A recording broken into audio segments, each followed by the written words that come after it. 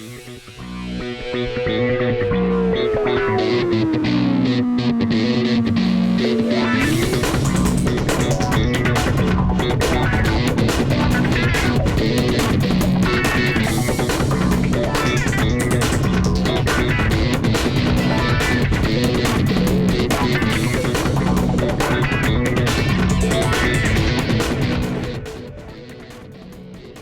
evening. Thanks for joining us on the very first episode of Sports R Us, where we tackle every player, every stat, every day. Today, we're going to be debating the top NBA shooting guards, past and present. Again, thanks for tuning in. I'm your host, Zach Grimm. On our debate panel today, we have Ole Miss alum, former New York Knick, and international basketball player, also co-owner of Tri-State Office Products and Hope School JV basketball coach, Patrick Eddy. Pax, thanks for joining us. Thank you. Also, we have joining us interim head coach of women's basketball and assistant men's basketball coach at Milwaukee Area Tech, Coach Aaron Morrell. Aaron, thanks. And last but not least, of course, our last guest, Marquette University alumni, played basketball there as well, Mr. Johnny Miller. Johnny, thanks for joining us.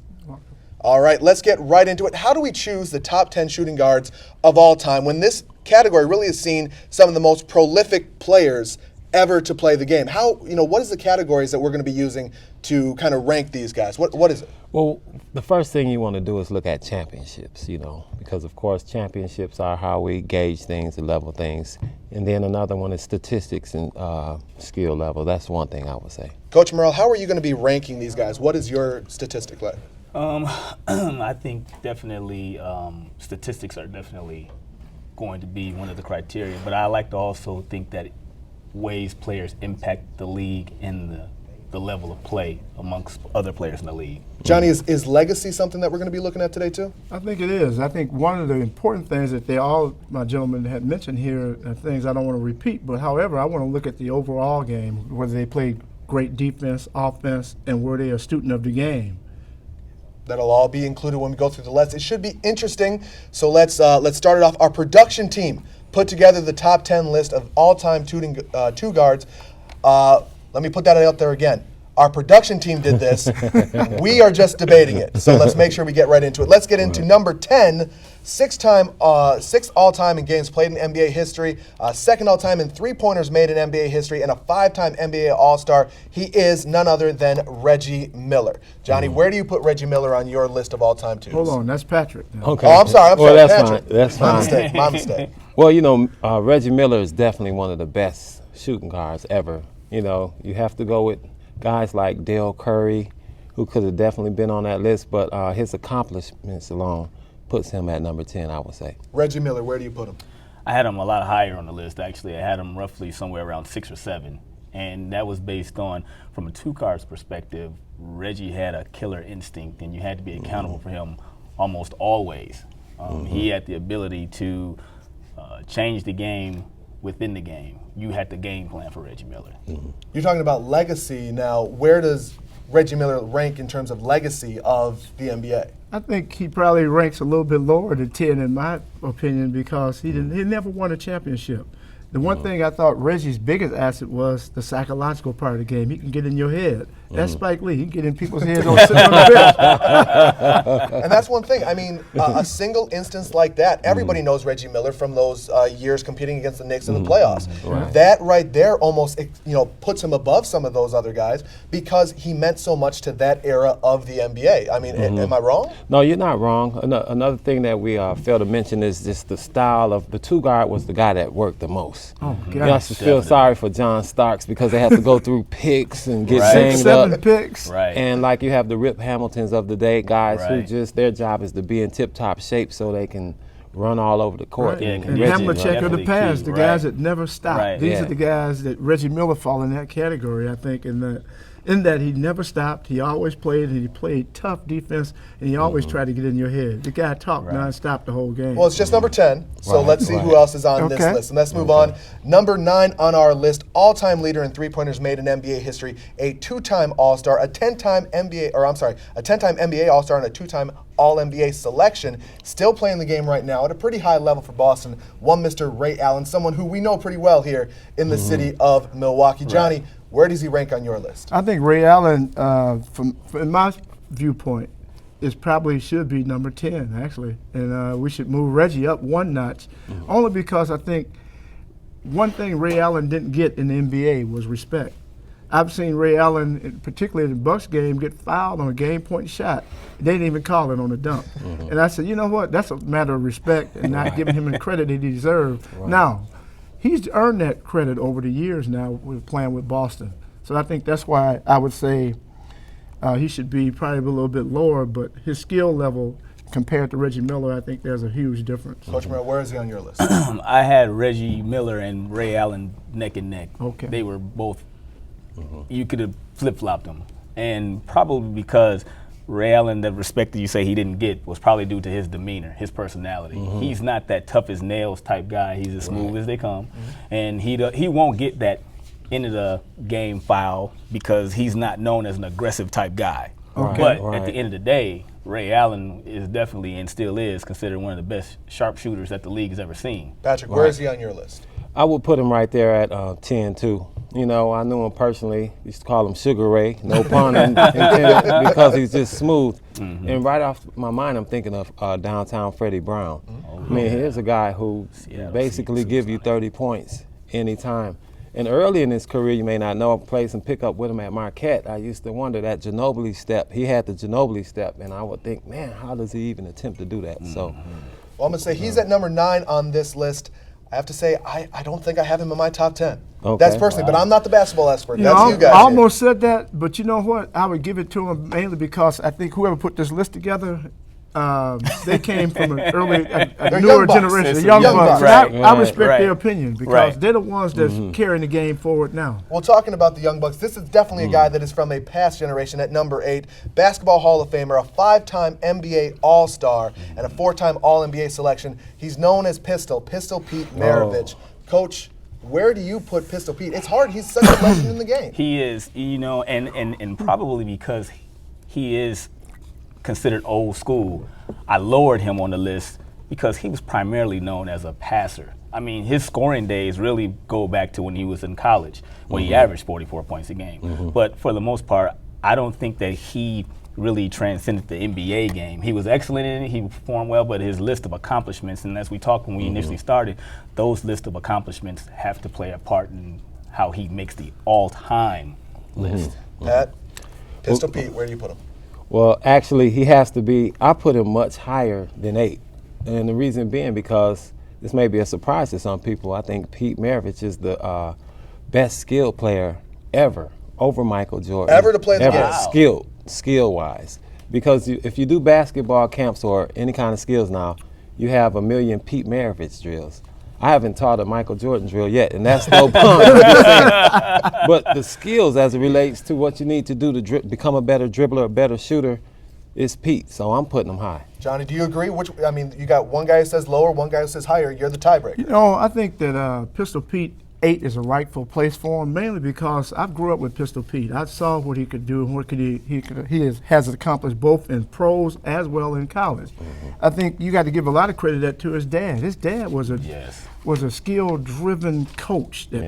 He had Pete dribbling with his head hanging out the car, dribbling 30 miles an hour while he was dribbling. I'm serious. This is no joke. That's why when you look at all the different skills and all the different dribbling exercises that people are using in like in your camps, Pete was revolutionary as far as his father was revolutionary as far as teaching Pete those skills, and then Pete took it to another level. I think from a statistical standpoint. Right. So Well, yeah. You go to jail for having your kids go Hey, you can go to jail, but I think it taught Pete how to dribble as fast as he could and made the player he was. Like you say, let me just step back. Pete was more of a showman as far as skill level was concerned. He was Magic Johnson before Magic. I think he was Magic Johnson before Magic. He was a globetrotter. You know, he took that showmanship of basketball to the NBA. And well, someone who is very much a showman in today's NBA, as we move on to number 7, one of the most dominant guards playing in the NBA right now, and that's another guy that we know in this Milwaukee area, Mr. Dwayne Wade, member of the one NBA championship team with Shaq in Miami, NBA Finals MVP that year as well, 7-time All-Star in the NBA. Johnny, where do you put Dwayne Wade? Another young buck, so does that hurt him or help him in this list? You know, I think it helps him mainly because Dwayne Wade legacy is still going on. It's ongoing. I think they predicted they're going to win about 6-7 championships. I really think they'll probably win 2, maybe 3. If they get lucky, they may get 4 in there. But I think Dwayne Wade is in the infancy of his career as far as NBA. He got a long way to go. He's a young guy. How old is he? 27. He's under 30, right? He's under 30. He's under 30, man. Exactly. He's Think under about 30 this. still, right, A lot of players don't excel until they hit 28, Exactly. 30, 31. So I think right now he's where he should be. He might end up maybe 4 or 5. You never know. Well, that's the thing. I mean, he's just about to hit the prime of his career. I mean, Right. 28 to 30 is really where Michael Jordan became a complete basketball player. And you talk about him as being one of the best of all time. Where do you rank D. Wade on this list? He's definitely top 10, one of my favorite players, but I have to disagree with you guys as it relates to how much time he has left, because he's that rugged player like Iverson was, well, we'll get to him later, who uses his body. You know, one thing I love about D. Wade is that he's a master of the backboard, you know, and that he gets the rugged point. So I don't know how long his body will be able to uphold, but I definitely put him in the top 10. Aaron, Coach, where do you put D. Wade? Because like he says, he plays that rugged game. So is legacy a concern with him? Legacy is only a concern with him depending upon whether he can stay healthy. If he can stay healthy, and of course we all know his injury battles over the past few seasons, it depends on whether or not he has that major injury. But in terms of being in the top 10, he definitely deserves to be on this list. He's got a ring. He competed for a ring last year and came up short. He definitely is a guy who you can consider to be one of the best of all time, because as Johnny said, he'll probably see a few more league championship series. He'll make his way up this list as we continue. That was interesting to see D. Wade make the list. He's not even 10 years into his career, Exactly. but he is a talent, and his talent is swept through individuals on both ends of the hardwood, helping guys on offense and defense. Well, we're going to take a quick break, so stay tuned right here to Sports R Us. We'll be right back. And let me add, 1/3 of American adults are obese, and at least 17% of children as well. Obesity causes diseases such as diabetes, cancer, heart failure, and gout. It's time we stand up and fight the battle and win the war against obesity. It starts by being more active in everyday life and having a more balanced diet.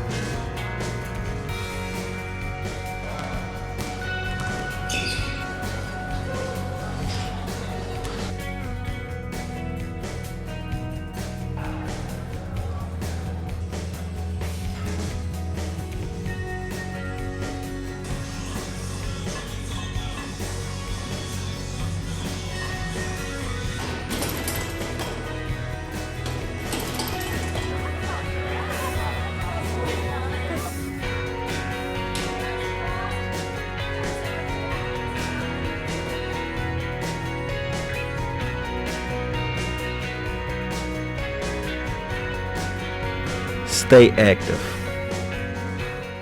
some of his off-court actions. Collins, yeah.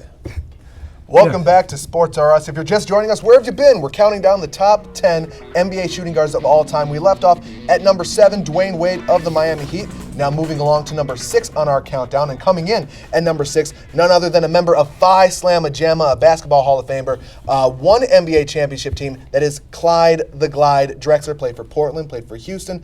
Coach Mel, where do you have Clyde the Glide on your list? I had Clyde a little lower on the list, simply because once he did finally win his championship, of course we said we were going to base it on winning. He was on the decline of his career, and I thought that he was, in his Portland days, he had a much more talented cast around him, where if he was going to be that leader or that guy to get his team that ring, then he would have stepped up a little bit more. But he had more talent around him, so maybe not as much was required of him. Patrick, where do you put Clyde the Glide on your list? I put him in the top 5, basically because if there wasn't a guy by the name of Michael Jordan, then he would have been the Michael Jordan, because he was an exciting player. I mean, he did a lot of dunks. He had a jump shot and he went to the basket. So, but I think he was overshadowed by Jordan's star. Johnny, I think Clyde and Michael are forever going to be linked, if not only because of the '92 finals, but also because the reason that Portland didn't take Michael Jordan was because they had Clyde Drexler already at the 2 guard. Where do you rank Clyde on your list? You know, I got to go with Patrick. I think that Clyde, if it wasn't for Mike intersected a lot of shooting guards, point guard centers lives because of his talent was so great. And I can see him taking that championship and those awards from Clyde. And when I watched him play, I just watched him and I felt bad for Clyde. Wow. I thought he was in the wrong time, wrong place because he was dealing with Mike. I don't know because he couldn't get out the Western Conference. You know, he would only see Mike in the regular season, but you know, to say that Mike kept him from winning championships, he never went up against Mike in a championship series. Except for 92. Well, and then he was a Rocket then. No. That was Portland. That was the 1 year. Yeah, 1 year was in Portland. But in all the years leading up to that, you know, Portland never got to the finals. Mike had seen already a couple of championships already. He saw the Lakers in the 91 and then 92 when he saw Portland. Right. But that's why I said Mike sort of transcend everybody's career during this time period. And I think Clyde was part of that. Right. He was part of one of the people that were the stepping stone. One guy that really helped transcend a lot of careers for people in the late 90s was one guy that went by two initials. Guy played for 100,000 teams, it seems like. Right. Started with Philly, Denver, Memphis, Detroit, 10th all-time in free throws made in NBA history because he went to the basket and got fouled so much. Even though he was a little guy, Allen Iverson comes in at number 5 on our list. Johnny, where do you rank Allen Iverson? I would put Allen Iverson between 5 and 6, mainly because I think Allen Iverson revolutionized the game for point guard, speed, quickness, agility, and he was able to come in with a new move called that. What he did, he supersized the crossover, and Michael Jordan experienced it. He disrespected a lot of people with his game. Let's put it that way. Really a lot of people were pulling their trunks up after Iverson got into the league, and I think that made him what he is and what he was. Patrick, where do you put AI on your list? I'm going to jump to a whole nother list and say the toughest two guards you ever had. He's number 1 there. Man, he's definitely there. Sacrificed his body, had a nice jump shot. Just a great scorer. So you have to put him in the top 5, definitely. Top 5 easily. Yeah. Coach Morrell, where do you put him? I definitely had him where he is right now. He definitely belongs to the top 5. I remember when the Sixers were playing the Bucks in the Eastern Conference Finals. What was that? Was it 02? 01, I believe. 01 or 02. 01, yep. Yeah. They had a body diagram of him looking down every injury that he literally has either played with or played through. The guy, he probably is the toughest small guy, and it speaks volumes that I think on the list of top 10 people with free throw attempts that he's even on that list because the other players are all front court players. Right. Centers, power and power forwards, Right. exactly. Right. Well, you know what? You're right. He had a little Moncrief spirit in him, you know. Right. And you really see as we get into the top 5 where the division is because the gap from top 5 to the bottom 5 of this top 10 list, at least for me, it's pretty apparent. The bottom 5, really good players, Hall of Fame in their own right, but not at the same level as these top 5 people, at least in my opinion. Definitely. Yeah, and Iverson, he put a whole team on his back and took him to the finals 1 year. Yeah, You that gotta was give him all that him. credit. Exactly. Right. That was all They got beat 3-1, I think, or 4-1. Yeah. But they got that one They game. got game 1, and it gave everybody some hope, right? Hope. All right, on to number 4 on the countdown, a basketball Hall of Famer, the innovator of the finger roll. He is the Iceman, George Gervin. Oh, man, Iceman. Right. Coach Merrill, where do you rank the Iceman? In terms of nicknames, he's got to be in the top 3. Well, you know what though, with a nickname 1. like the Iceman, That's you got to one. have That's some number fright. 1. You got to have some fright in you anyway when you hear the Iceman. But I didn't have the Iceman in my top 5. I definitely had him on this top 10 list because he totally dominated the ABA. And at the era in which he played, 3 men were the premier position. 3 men and centers were the premier positions in any league, whether it was the ABA or the NBA. But he made you look at him and you saw his athleticism and all of his abilities and the way he was able to make the game look really smooth. Okay, so I don't have him that high on my list, but he definitely is in the top 10. You know, Patrick, the thing that really sticks out to me is when we look at the stats, 9th all-time in blocks. Okay. Blocks from a 2-man, and he's top 10. That's got to put him up on the list. Well, you got a guy that's a two guard that's like 6'8". That's the whole thing, and that's what we're missing. Like Reggie Miller is around 6'7", so you have that height And the arms. And the arm, the And wingspan. arms. He had about Yes. 6'10" wingspan. Yeah. exactly. But I mean, this guy is just like an 7 feet. innovator. Yeah, he's probably I mean, something that like finger that. roll and his jump shot. Yep. I mean, which one you don't know which one to gauge first. Johnny, real quick, just give me a number. If you had to say one number, is he right at 4? Where do you put him? I put him at 4. That's solid 4, no doubt. These guys know what they're talking about. Number 3 on the countdown, Mr. Clutch, a Laker great. He's the logo. He's the logo. The NBA is the epitome of him because he is the NBA Right. logo. Jerry West. Where do you put Jerry West on the list? I'm glad you asked me first because I'm the oldest guy on the panel. I grew up watching Jerry West play. And at the time he played, he was one of the best guards in the league. And he played good defense. He had long arms. He was fast. He was quick. He could shoot virtually from anywhere on the court. But when I look at Jerry West in the day's game and where he would fall and compared to these other top 10 people, I would have to put Jerry West a little bit lower. Even though he's the logo of the game, he did revolutionize the position and came in with a shooting eye that was impeccable. He never missed. And he always played very good defense. He was Mr. Clutch at the time. He was the original Mr. Clutch. Yep. And I think over time, based on what I know of the players today, I would put Jerry West around 6, 7 in that ballpark. But the fact that he still makes the top 10 when you put players today, without a doubt. that shows you right Without there a what doubt. it's like. Really surprising, though, as we move on here, only one NBA championship. And that's something Right. that really might keep him from excelling later on as time goes on. So, hey, don't go anywhere. We've got the top 2 shooting guards of all time on the countdown. When we come back, I don't even know who they are, but I know that there's some controversy based off of what these people said. You know it. So stay tuned. We'll be back in a minute.